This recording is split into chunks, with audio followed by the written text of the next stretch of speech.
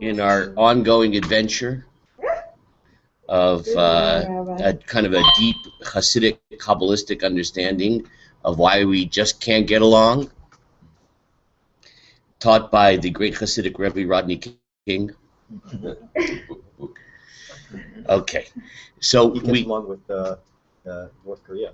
We said yesterday that the distinction between Midian and the 7 Canaanite nations. Okay, just to back up slightly, we pointed out that Moshe was commanded to wage war against Midian. So our original question is, there something particular about Moshe that he was needed to do battle with Midian?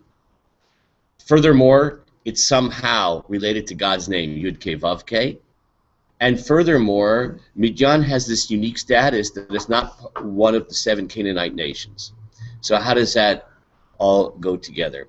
So we pointed out yesterday, this actually gets into a very detailed and abstract analysis of the idea of Shirat HaKelim, of the breaking of the vessels, and how the world came into being in its fractious, divisive, and multiplicity nature that we have it now. Let's talk a little bit about that. So, when the world came into being, we have a process of things which exist which are separate from God, Sfirot, these creative expressions of divine power, divine creativity, but that the different elements relate to each other in some kind of harmonious whole. So you can have parts that relate to each other in harmonious whole, but then you can have something which is a disaster in which the parts don't relate to each other in any kind of harmonious whole. Okay. Now, we alluded to the fact... And does that still commit? Is there a Kabbalah based on that as well? On the Sefirot? Is there a Kabbalah? Yes, on the Sefirot, in the divisiveness as well. Oh, yeah. This is deep. There's a lot of written on this. We'll be discussing this because our inability to get along with each other is related to what's going on at a much higher level. No, but specifically the Sefirot. Is there something in the Sefirot that addresses that? Yes. Oh, okay. Yeah, you'll see. Okay. We're going to discuss this. Okay. Now, the idea of Midian being separate from the Canaanite nation, which was what we talked about, the very last item. I want to discuss this just a little bit more. Okay. The 7 Canaanite nations, as we mentioned yesterday, represent each one a different character trait, but in its negative twist. Right? There are 7 different fundamental character traits represented by the 7 lower Sfirot, divine emanations, and each one of those can have an expression in holiness or in the opposite. Okay. I'll give you an example. You can have an aspect of love, okay, which is associated with the sphere of Chesed. And you could have a noble expression of that, or it can have lust. Right? It's an attribute which can have a negative expression or a positive expression.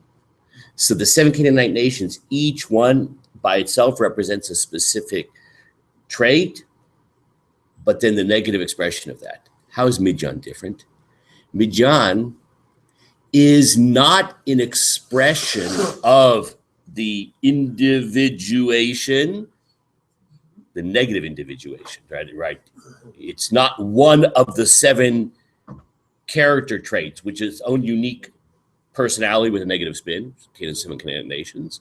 But Midian represents the foundation of splitting, of divisiveness. In other words, the 7 Canaanite nations represent the effect of divisiveness. Midian represents the cause of divisiveness. So causes versus effect. So the 7 Canaanite nations are bad enough. Midian is really bad because it represents the very core and reason and foundation of divisiveness. And its character of divisiveness is profoundly different than the 7 Canaanite nations. And that's what we're going to be talking about as we go on.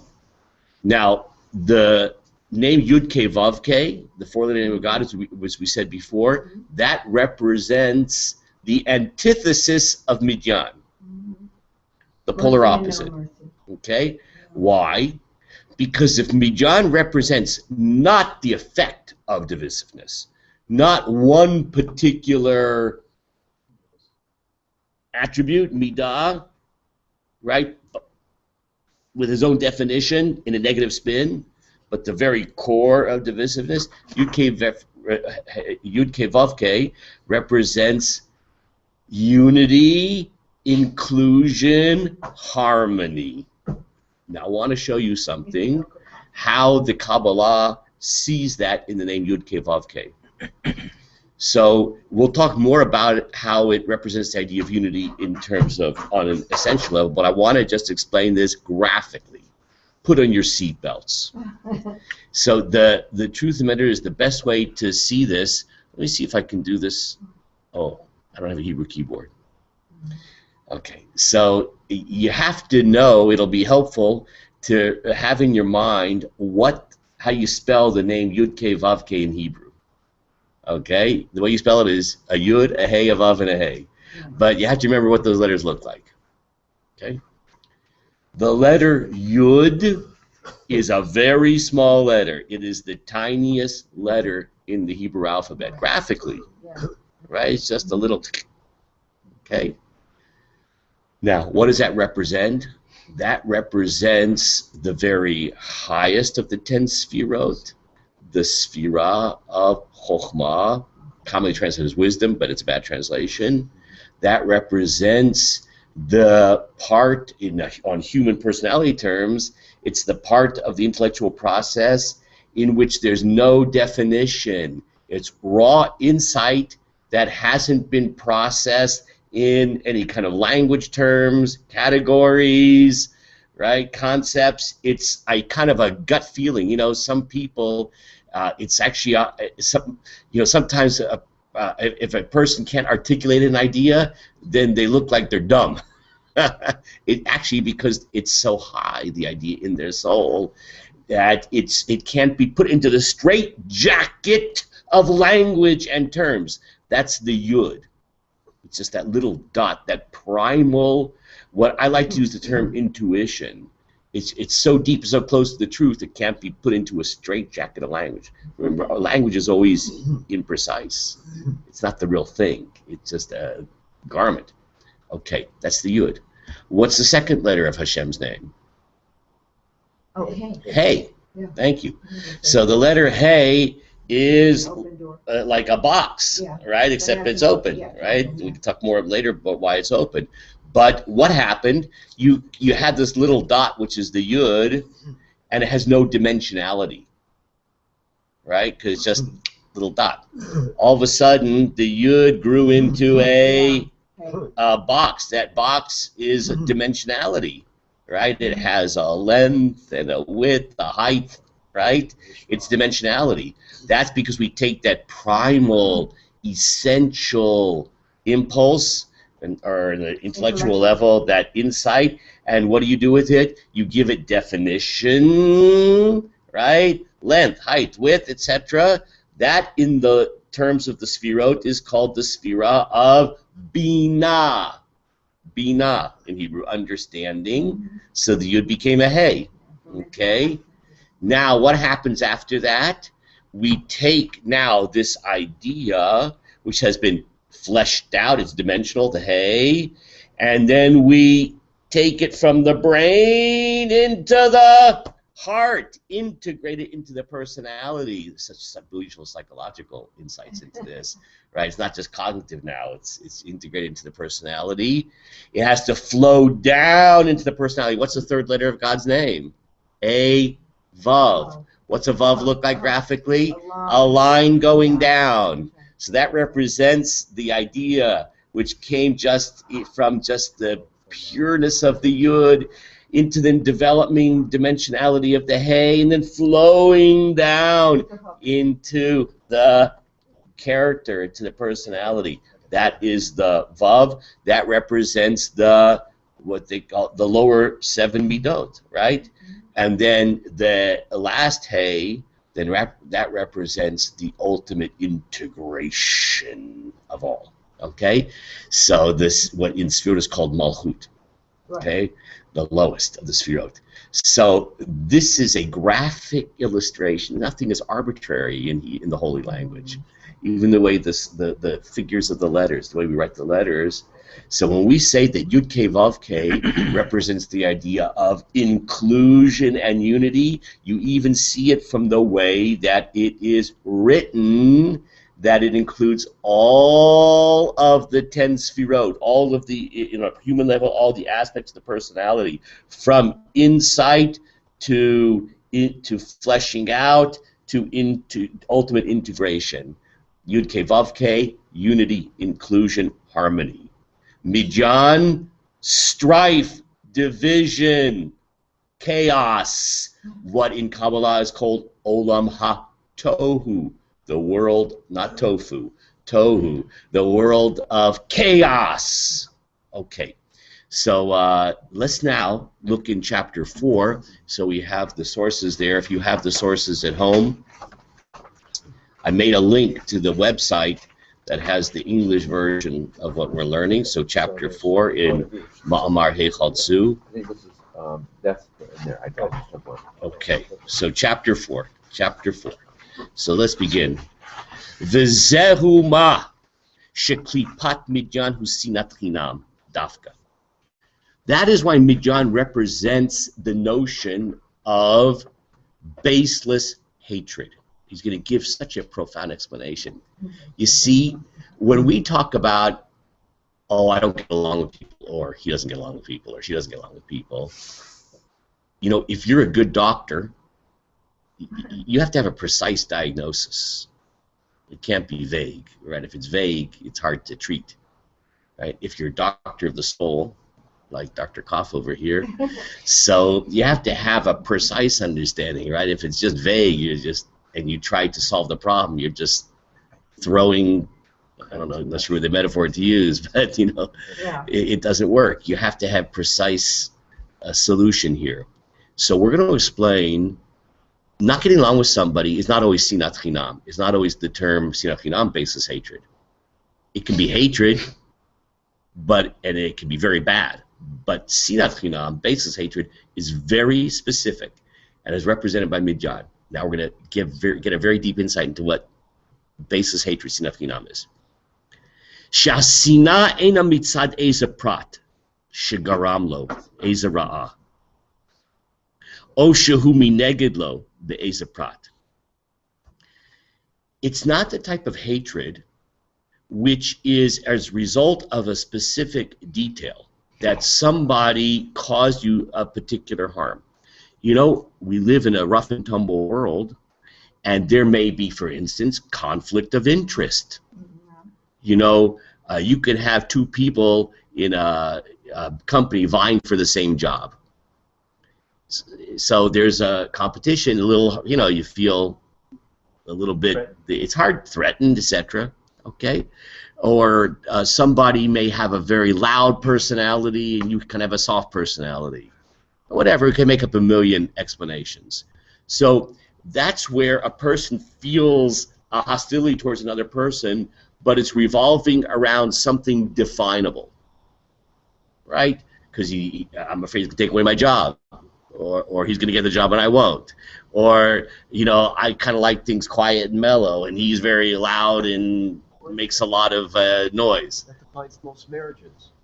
No, I mean in a good sense, the complementary. Okay, so it's true that these don't always result in friction. Sometimes it can be complementary, but in any case, that's a type of hatred. It's not sinat chinam. Okay, it's not sinat chinam, as you'll see. Okay, she'az hayta hasinat tluya be'ez midah pratit, because the type of hatred I just described is dependent upon some particular detail, some particular attribute. Ve'ein zemi klipat midyan bifrat. That's not the type of hatred of midyan. Ki mashe nafal b'shvirat hakenu midat hagvura. Rather, that type of hatred, and we're going to get a little Kabbalistic here, is a type of force which fell into the world through the breaking of the vessels, midat hagvura, de tohu, from the attribute of gvura, which is the attribute of restriction and judgmentalness, from the world of tohu, not tofu, which is the world of divisiveness, shehu akas vasina al minegdo. It expresses itself in anger or hatred towards someone who you view as being an adversary. That's not what midyan is. There's a lot of hatred like that, and like I said, it's not good, but it's a kind of adversarial hatred where a person can identify, this person rubs me wrong because of X and I'm Y, or it rubs me wrong because we're both vying for the same job or whatever. Because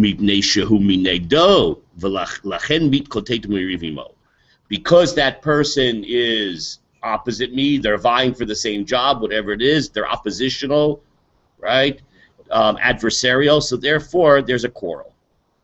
But that is not midyan. Aval inyan hamadon v'hari v'hasina deklipat midyan. The concept of madon, remember we said that the word midyan, the nation Midyan, is related to the Hebrew word madon, which means strife or quarreling. V'hasina deklipat midyan, the hatred which flows from the forces of evil, of concealment of midyan. Eino mitzad eza prat. It's not flowing from any specific detail. It's an unbelievable thing. This is scary. It's a state of being where a person cannot tolerate the existence of another person. See, that's very different, right? So, as an example, right? If a person was competing with me over a job. So, if it wasn't for the fact that they're competing for the job, if they're just someone who sits next to me in synagogue, in shul, right? They're a member of the same soccer club, whatever, be fine. It's just because of circumstantial conditions, so they represent a kind of threat and opposition. There's something much more profoundly severe, and that is midyan, in which I simply cannot tolerate the existence of another person. Gam shelo yida'o klal. Even if I don't know him, that's an amazing thing. I just cannot tolerate another human being. It's not even specific. It's not that Zeff rubs me wrong. You see, that could be that's a kind of a hatred of the seven Canaanite nations. He doesn't rub me wrong, but he rubs me right. He's a masseuse of my soul, rubs me right, right? Yeah. Right? But there's a kind of a hatred in which I simply cannot tolerate the existence of another human being. V'lo hayalo shum masau matanimo, right? A normal type of hatred is because I had some interaction, and it resulted in a conflict. That's not what midyan is. V'yefshar litachedimo. V'zeu hanikra sinat chinam. The type of hatred which is not based upon any specific attribute or any kind of specific circumstance, that's called sinat chinam, baseless hatred. Now we can understand the word baseless. You know why it's baseless? No reason. Because I hate you, not because you're trying to take my job away or because you're loud and I'm soft or whatever it is. It's because of your existence. There's no room in my life for the existence of another human being. That's like an avera on Hashem himself. Oh my gosh, yeah, this is very profound in relationship with them, because if there's no room in my life existence of another human being, what is there also no room for? For God. Okay, you realize in sort of psychological terms, this is the ultimate profound basis of narcissism, right? Of I'm completely and utterly so self-absorbed. Let's not get into politics. Right? That it's not that I don't get along with somebody because of anything specific. It's because there is no there's only one thing that really exists in the world. Yeah, me. Me. Only me. Yeah. Ulefamim yesh bazeh gam kein eze pratim. Now, sometimes there may be a detailed expression of this type of hatred. In other words, in my brain, I can't stand him because he's loud and I'm soft. I can't stand him because he wants to take away my job. But when the doctor of the soul, Dr. Koff, has diagnosed this problem properly, he realizes that when a person says, I can't get along with him because of X, Y, or Z, that's not, sometimes that's true. That's the hatred of, that's the seven Canaanite nation business. That's not true with Midyan. When a person has some kind of specific reason to explain why he hates him, that's not the type of stuff that Midyan on. But that does, a person processes their hatred that way. It's the way they have rationalized their hostility. They don't realize that, in fact, the reason they can't stand that other person has nothing to do with anything specific. It's because there is no room in this universe for anyone else. It's not that the specific reason that I think it is the cause of the hatred. It's the person found some kind of cause to justify himself. But it's not authentic. It's not true. Right? It's so that if someone says, how come you don't get along with people? Oh, I don't get along with Zeff for this reason. I don't get along with Larry for this reason. I don't get along with Ozer for this reason. It's all rationalization to convince yourself.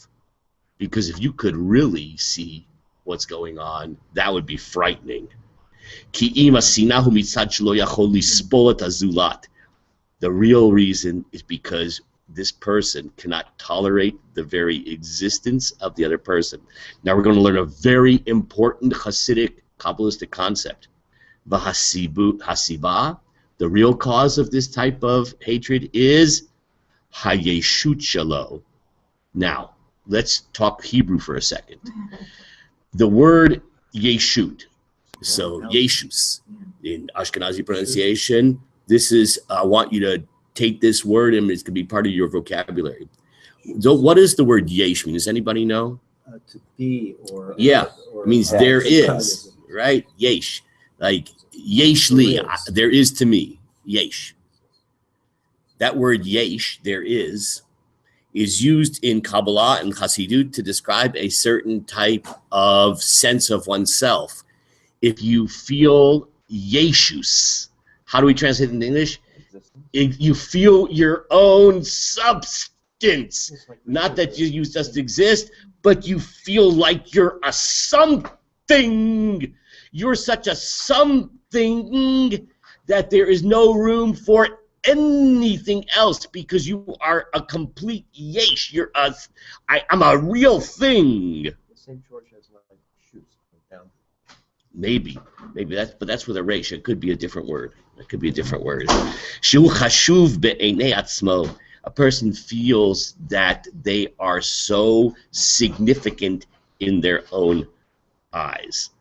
Okay, that this, like I said, this is the very profound root of narcissism. Yesh, I'm a yesh, I'm a something. What do we have to strive for? What did Moshe say about himself? I'm a nothing. I'm a nothing. I'm a nothing. Now we'll talk more about that tomorrow in great detail. Could have been a It's like arrogance. Bye bye everybody. See you tomorrow.